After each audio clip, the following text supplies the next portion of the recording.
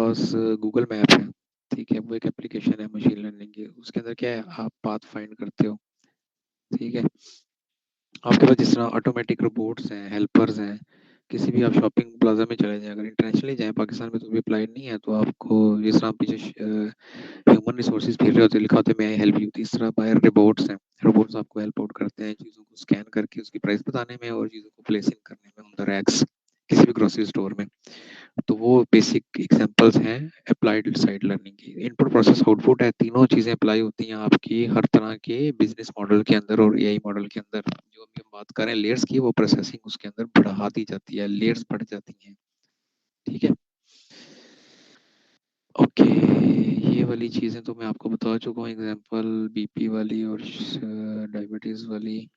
Predicate logics. Hypothesis क्या होता है? हाइपोथेसिस ये कि अगर कोई चीज़ आप बताते हो कि ये वाकई चीज़ ऐसी है, फिर आप उसको प्रूव करने के लिए हाइपोथेसिस के स्पेस देते हो। फॉर एग्जांपल किसी को आपने फिजिकली अपेरेंटली देखा और आपने कहा नहीं अम्मी जी आपके ब्लड प्रेशर हाई हो चुका है, उनकी फिजिकल अपीयरेंस को देखते हुए, उनकी मूवमेंट्स को देखते हुए आइडेंटिफाई करते हो, तो वो एक हाइपोथेसिस है। उसको प्रूव करने के लिए आप उसको टेस्ट करते हो using stethoscope if you have in your home. तो आप बीपी लेवल चेक करते हो और उसके बाद डिराइव कर देते हो कि वाकई ब्लड प्रेशर है या नहीं है। ओके, ओके, ये ओवर एंड नोट ऑपरेटर की बेस के ऊपर ये इसको आप मैट्रिक्स की फॉर्मेशन के अंदर भी लिख सकते हो। वर्जन स्पेस की बात है कि किसी भी चीज को आपने लर्न करवाता है तो उसको एक वर्जन बन जाता है। फॉर एग्जाम्पल आपने one time blood pressure check किया तो उसका वर्जन वन है, आपने दूसरे टाइम स्लाइस के ऊपर घंटे बाद वही ब्लड प्रेशर चेक किया उसी पर्सन का, रिसोर्स का, so that to know the difference between the two, तो वो उसका वर्जन टू बन जाएगा। इस तरीके से था ब्लड प्रेशर, नहीं है blood pressure. Okay, I think यहाँ तक आपको समझ आ गई होगी। और इसको हम अब आगे चलते हैं, ये वाली चीज़ आप छोड़ दें। ओके, कैंडिडेट एलिमिनेशन एल्गोरिथम आपने ज़रूर देखना है, क्योंकि इसके अंदर हाइपोथेसिस की कंसिस्टेंसी और इनकंसिस्टेंसी बताई होती है कि किस बेस के ऊपर हाइपोथेसिस कंसिस्टेंट होगा, किस बेस के ऊपर हाइपोथेसिस इनकंसिस्टेंट होगा, based upon the output with the description you have. सही।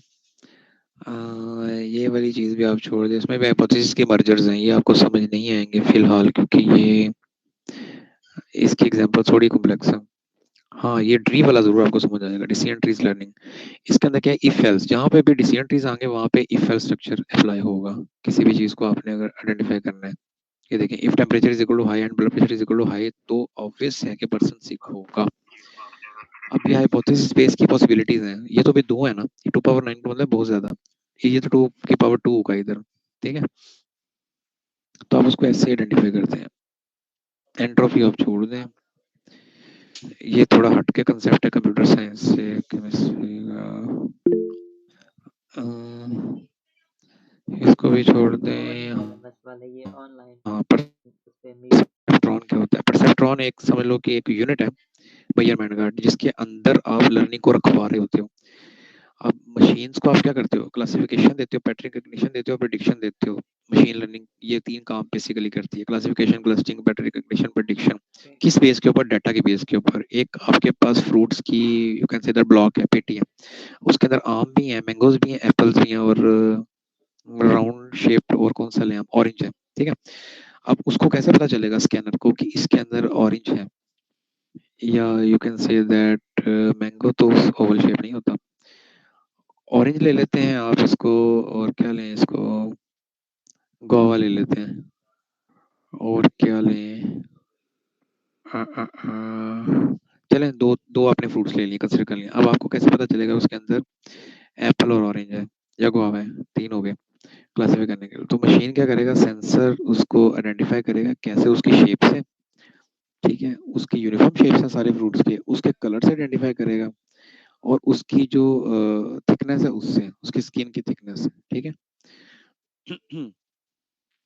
अब अगर हम आगे न्यूरल नेटवर्क्स में है, न्यूरॉन्स की एग्जांपल लें, तो एक न्यूरॉन का ये पूरा स्ट्रक्चर है, उसके अंदर सेल बॉडी एक्सन है, जो उसके अंदर वायर है जो सिग्नल्स को लेके जाती है आउटपुट सिनेप्स से, जो जहाँ पे सारे ऑर्गन्स आपके अटैच है बॉडी के। तो आप अगर हाथ में पिंच भी करें तो आपके माइंड ब्रेन से फौरन मैसेज आता है कि इस हाथ को पीछे कर लो, या there is something danger out there in this environment. आँख के पास हाथ लेके जाए तो फौरन पीछे जाते हैं, खुद साख्ता और बेसाख्ता। एक बंदा सोया हुआ भी हो तो आप उसको चुटकी काटेंगे तो उसका हाथ पीछे जाएगा ही जाएगा, ठीक है। तो ये आपका न्यूरल नेटवर्क है बॉडी का, ये वाला, ठीक है। ये नैनो सेकंड बहुत क्विकली रिस्पॉन्ड करता है, इसकी प्रोसेसिंग बहुत फास्ट है, तो ये ऑलवेज बीट कर रहा है कंप्यूटर्स को। इन टर्म्स ऑफ प्रोसेसिंग और स्टोरेज, ठीक है। और उसका सेंट्रलाइज सिस्टम है जो आपका कंप्यूटर है, बल्कि आपके दिमाग में डिस्ट्रीब्यूटेड, मतलब मल्टीपल काम एक वक्त में सोच रहे होते हो, आप ड्रीम भी कर रहे हो और आप चीज़ों को झटक भी रहे हो अपने हाथ से, या कुछ डेंजर को भी आप अवॉइड कर रहे हो, ठीक है।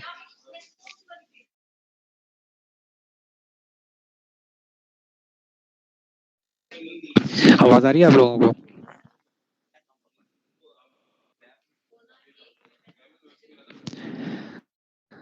आवाज आ रही है कि नहीं आ रही? Today mostly the mic issue. आवाज आ रही है? Okay fine. अच्छा, परसेप्ट्रॉन का ये बेसिक स्ट्रक्चर है, इसमें ना इनपुट्स हैं, ये ज्यादा भी हो सकती हैं, बायस मतलब ज्यादा, ठीक है। इनपुट के कुछ वेट्स हैं, ठीक है। ये उसी तरह ही है जिस तरह, क्या करें, कौन सी एग्जांपल दूं आपको। अच्छा, सीमेंट बनाने का पता है आप लोगों को? जो ये लेबर्स बनाते हैं, ठीक है, उसका इनपुट्स है, उसने बजरी डाली, रेत डाला, सीमेंट डाला, कुछ प्रोपोर्शन है उसकी। प्रोपोर्शन का मतलब है वेट्स असाइंड है कि कितनी अहमियत है किस चीज की। सीमेंट की सबसे ज्यादा अहमियत है, रेत की कम है, ठीक है। उसके बाद कंक्रीट है, बजरी, उसकी भी थोड़ी सी कम है। अब उसका कुछ थ्रेशोल्ड है, थ्रेशोल्ड का मतलब है कि कितनी कितनी क्वांटिटी में ये तीनों चीजें रिक्वायर्ड हैं so that to make the cement, ठीक है। तो फिर वो क्या होगा, सिंगल परसेप्ट्रॉन बनेगा इन चीजों की बेस के ऊपर, ओके। और मैटलैब के अंदर ये सम अप है सारा, सम अप करने के बाद क्या है कि एक फजी फायर हो जाता है। फजी फायर का मतलब है कि ये सारे इंग्रेडिएंट के बेस के ऊपर आप आगे डिसीजन मेकिंग लेके चल रहे हो कि ये काम परफॉर्म हो जाए, एंड लेट्स होप कि वो हो जाए। अब ये सारी लीनियरली सेपरेबल प्रॉब्लम्स हैं। लीनियरली सेपरेबल प्रॉब्लम्स का मतलब है कि चीज़ों को क्वांटिफाई करके आप उसकी डिसीजन मेकिंग एक स्ट्रेट लाइन में ले सकते हो, ठीक है। अब ये सर्टेन प्रॉब्लम है, जो लीनियर सेपरेबल प्रॉब्लम्स होते हैं वो सर्टेन प्रॉब्लम्स होते हैं, नॉन प्रॉब्लम्स होते हैं जिनका हमें पता है, क्लासिफाई हम कर सकते हैं कि ये इस ब्लॉक के अंदर यही फ्रूट है। अब क्लस्टरिंग क्या है कि मिक्स है, एक बास्केट है उसके अंदर मिक्स फ्रूट्स रखे हुए हैं, तो आपने उसको कैसे क्लासिफाई करना है, उसके क्लस्टर्स बनाएंगे राउंड शेप एंड जो है फ्रूट्स उनको अलग करेंगे, ठीक है। और बाकी रेस्ट ऑफ द उनको अलग करेंगे, ठीक है। छोड़ना आपने कुछ नहीं है, जो मैं बता रहा हूँ ये सारी चीजें आपने करनी है, कोई पेजेस नहीं छोड़ने, जस्ट लेक्चर नंबर 18 तक आप छोड़ सकते हैं। आर्टिफिशियल नेटवर्क के अंदर दो चीजें, supervise learning, unsupervise learning. Supervise वही जो आप नोन है बता देते हो, अनसुपरवाइज वही जो मशीन ने खुद से लर्न करना है, ठीक है। अब ये सिंगल लेयर परसेप्ट्रॉन है, मल्टी लेयर परसेप्ट्रॉन है, मीन्स ज्यादा प्रोसेसिंग इन्वॉल्व है, ठीक है।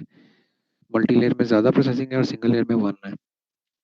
आर्टिफिशियल न्यूरल नेटवर्क के अंदर आप क्या करते हैं कि किसी चीज को अगर आपने क्लासिफाई करना है, फॉर एग्जांपल डीएनएस सेल्स को करना है, डीएनए सेल्स को, deoxyribonucleic acid cell जो ह्यूमन बॉडी के अंदर होते हैं, जो कि इनहेरेंटली उनको अगर आपने क्लासिफाई करना है तो उसको आप कैसे करेंगे, डाटा सेट की बेस के ऊपर। ये उसकी एग्जांपल है, फीचर एक्सट्रैक्शन है, ट्रेनिंग है, वैलिडेशन, एप्लीकेशन है, तो उसको आप करोगे। ये सारी प्रोसेसिंग इन्वॉल्व है, ये इनपुट है, इनपुट मतलब डीएनए की सारी स्ट्रक्चर, और ये उसके वेट्स हैं, ठीक है, उसके फर्दर इंग्रेडिएंट्स हैं जिसकी बेस के ऊपर उसको डिसीजन मेकिंग करके हम वैलिडेट करके शो कर देंगे। ये सुपरवाइज लर्निंग है।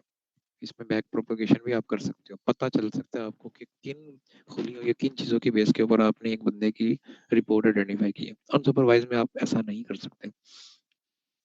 अनसुपरवाइज के अंदर एक क्लस्टर है, क्लस्टर ऑफ पीपल्स है जिनको सिकल सेल एनीमिया है, ठीक है। अब वो एक क्लस्टर है, अब क्लस्टर तो हमने पहले से आइडेंटिफाई कर लिया कि इसको ये चीज़ है, जबकि बैक प्रोपेगेशन के अंदर तो आप बाद में बताते हो ना कि क्या डिजीज है, जबकि फॉरवर्ड प्रोपेगेशन के अंदर आप पहले बता रहे हो कि डिजीज ये है और ये किस बेस के ऊपर था। वो सारी रीडिंग्स उसकी बाद में आती हैं बीएमयू, सही। तो ये वाली सारी उसकी बेस लाइन कॉम्पोनेंट्स हैं, ओके। ये वाली चीज़ आप छोड़ सकते हो। इसमें जस्ट ये प्रॉब्लम सॉल्विंग चीज़ें हैं कि एक्शन प्रेडिकेट्स क्या होता है, एसओपीज कैसे डेवलप होते हैं, पॉप क्या है, ये चीज़ें आप छोड़ सकते हैं। बस इसका ये कंडीशन आपने जरूर रखनी है कि किसी भी प्रॉब्लम को आप सॉल्व करने के लिए ना प्री कंडीशन है, पोस्ट कंडीशन है और उसके दरम्यान में प्रोसेसिंग है। प्रेडिकेट लॉजिक्स के लिए सिर्फ बता रहा हूँ आपको। और ये भी छोड़ सकते हैं, कुछ एडवांस टॉपिक्स की एग्जांपल है कि आप एआई में अगर पूछा जाए कि एडवांस टॉपिक्स कौन से हैं, तो उसमें इमेज प्रोसेसिंग है, कंप्यूटर विजन है, मशीन लर्निंग तो आप ऑलरेडी देख चुके हो, रोबोटिक्स है, और क्या कहते हैं उसको, रीजनिंग है, फिजिकल इंटेलिजेंस है, ऑटोनॉमी है, डिस्ट्रीब्यूशन ऑफ कंट्रोल्स है, एयर ट्रैफिक कंट्रोल सिस्टम्स है, सॉफ्ट कंप्यूटिंग है, etcetera. And that's it with the course. ये आपके पास इसकी रिवीजन आ गई, इसके आर्टिफिशियल इंटेलिजेंस की basic genetic algorithm, fuzzy logic, uncertain system, certain system, expert systems की बेस के ऊपर आप इस कोर्स को कंक्लूड करते हो। So that's the theoretical aspect of the course, जो मैंने आपको विद इन एन आवर सारा अंडरस्टैंड करवा दिया। I hope it serves the best for you in your exam and